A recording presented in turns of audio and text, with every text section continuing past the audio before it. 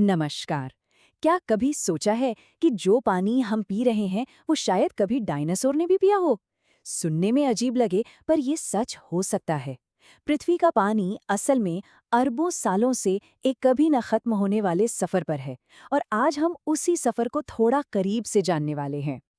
तो सवाल ये उठता है कि ये सारा पानी आता कहाँ से है और फिर चला कहाँ जाता है। क्या ये कभी खत्म हो सकता है? लगते तो ये बड़े सीधे साधे सवाल है ना, पर इनके जवाब हमें सीधे हमारे ग्रह के उस छिपे हुए इंजन तक ले जाते हैं जो सब कुछ चला रहा है। जवाब छिपा है एक बहुत बड़ी लगातार चलने वाली यात्रा में, जिसे हम जल चक्र या वाटर साइकिल कहते हैं। ये एक ऐसा सफर है जो हर पल हर जगह हमारे चारों तरफ हो रहा है। तो चलिए इस पूरी बातचीत में हम इसी शानदार सिस्टम को समझने की कोशिश करते हैं और ये भी जानेंगे कि ये हमारे लिए इतना जरूरी क्यों है। चलिए इस सफर में गोता लगाते हैं। इसे हाइड्रोलॉजिकल साइकिल कहिए या वाटर साइकिल, बात एक ही है। इसे समझने का सबसे अच्छा तरीका है कि इसे पृथ्वी का एक ऐसा इंजन मान लिया जाए जो हमेशा चलता रहता है, कभी नहीं रुकता। सबसे जरूरी बात, ये एक बंद सिस्टम है। इसका मतलब ये कि हमारे ग्रह पर पानी की कुल मात्रा लगभग उतनी ही रहती है। सूरज की गर्मी से चलने वाले इस प्रोसेस में पानी बस अपनी शक्ल और जगह बदलता है। लेकिन पूरी दुनिया के पैमाने पर देखें तो ना तो कोई नया पानी बनता है और ना ही खत्म होता है। जो पानी आज हमारे पास है वही करोड़ों साल पहले भी था। कमाल की बात है ना? तो पानी की एक बूंद के लिए ये यात्रा आखिर दिखती कैसे है? मान लीजिए ये समुद्र से शुरू होती है, आसमान में ऊंची जाती है और फिर वापस जमीन पर आ गिरती है। आइए जरा इसके हर कदम को देखते हैं। इस यात्रा का पहला और सबसे बड़ा पड़ाव है वाष्पीकरण यानी इवेपोरेशन। जब सूरज की गर्मी समंदर, झीलों और नदियों पर पड़ती है तो पानी भाप बनकर, जिसे हम वाटर वेपर कहते हैं, हवा में उड़ जाता है। और ये आंकड़ा तो आपको हैरान कर देगा। हमारे वायुमंडल में जितनी भी नमी है उसका लगभग 86% हिस्सा सिर्फ और सिर्फ महासागरों से आता है।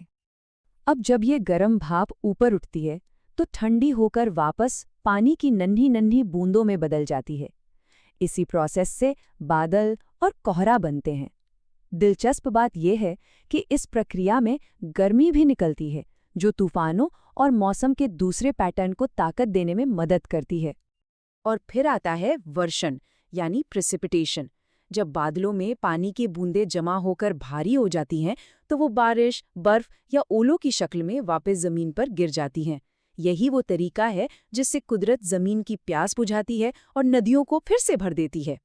अच्छा, एक बार पानी जमीन पर पहुंच गया तो उसके पास मोटे तौर पे 3 रास्ते होते हैं।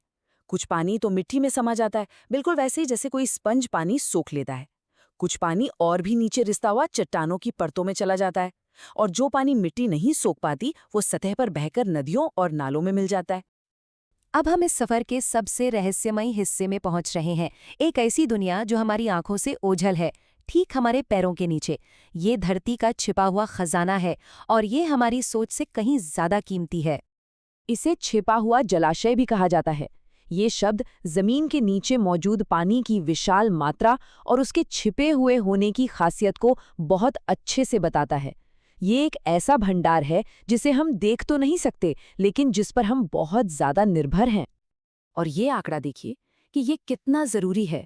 अगर हम ग्लेशियरों और बर्फ की चोटियों को हटा दें तो धरती पर मौजूद इस्तेमाल लायक मीठे पानी का लगभग 98% हिस्सा जमीन के नीचे है।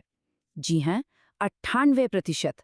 हमारी नदियों और झीलें, सोचिए वो सब मिलाकर सिर्फ 2% हैं। इससे हमें भूजल के असली पैमाने का अंदाजा होता है। तो ये पानी जमा कहाँ होता है? ये होता है जलभृत यानी एक्विफर्स में। अब देखिए, एक्विफर का मतलब कोई जमीन के नीचे की नदी या तालाब नहीं है, जैसा कि अक्सर लोग सोच लेते हैं। असल में ये चट्टान, रेत और बजरी की ऐसी परतें हैं जो एक स्पंज की तरह पानी को अपने अंदर सोख कर रखती हैं। इन एक्विफर्स को फिर से भरने के प्रोसेस को रिचार्ज कहते हैं। ये कुदरती तौर पर बारिश और बर्फ के पिघलने से बहुत धीरे धीरे होता है, लेकिन अब हम इसे तेज करने के लिए इंसानों के बनाए हुए तरीके भी अपना रहे हैं, जैसे कि खास तालाब बनाना या इंजेक्शन कुओं से पानी को जमीन के अंदर भेजना।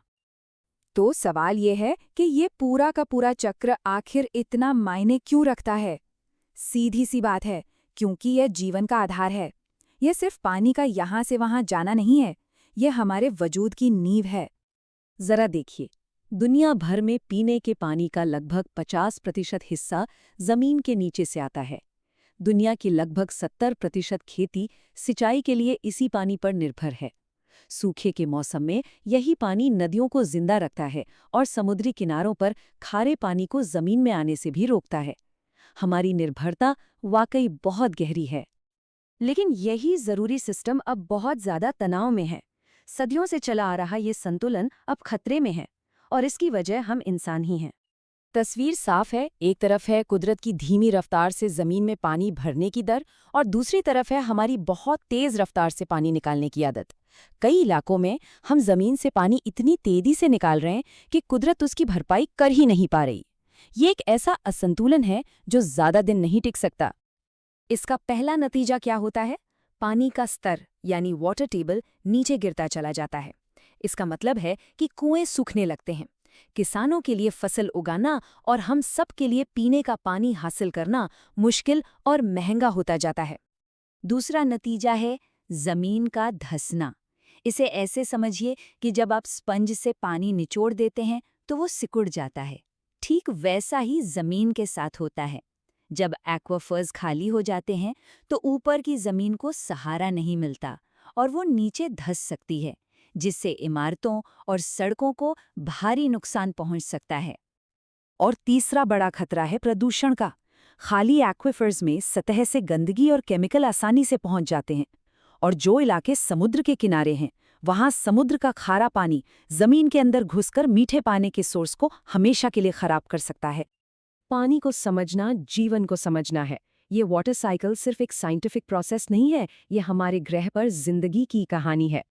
इसलिए अगर हमें लंबे समय के लिए पानी की सुरक्षा चाहिए तो पानी निकालने और उसे वापस भरने के बीच संतुलन बनाना ही होगा।